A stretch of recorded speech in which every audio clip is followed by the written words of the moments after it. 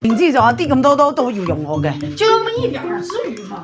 哎，媽，你這化妝水都用完了，咋不扔啊？吓，你用咗我呢支化妝水啊？好貴㗎，我都唔捨得用。我的也快用完了，我也不捨得買。咁啊點啊？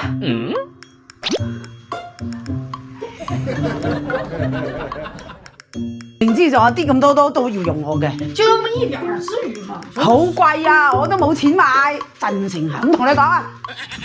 都說婆婆親，婆婆親，用點護膚品就不親。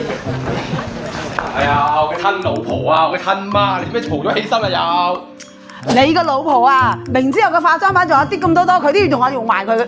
我就用那麼指甲蓋那麼點大，就不願意了。就一個化妝品啫，我買我買。哎呀，真係，係咪呢款啊？不是這個，這麼便宜誰用啊？咁呢款呢？呢款就差唔多。那我的也沒有了呀。哎呀，你兩個一人一罐。哎呀，真係一日到黑啊，真係，唉。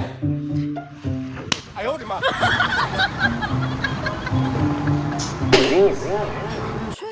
老婆啊，問你個問題，如果有一天你跟我媽吵架了，你希望我站在哪一邊啊？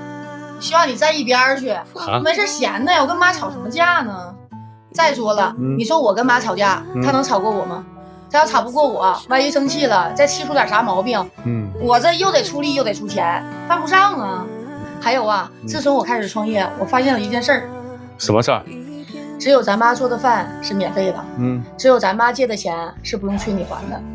窮的時候幫我們的是咱媽，苦的時候跟着我們受罪的還是咱媽，我們最需要幫忙的時候，無條件幫我們的還是咱媽，我憑啥跟我媽吵架呀？我肯定對她會更好啊。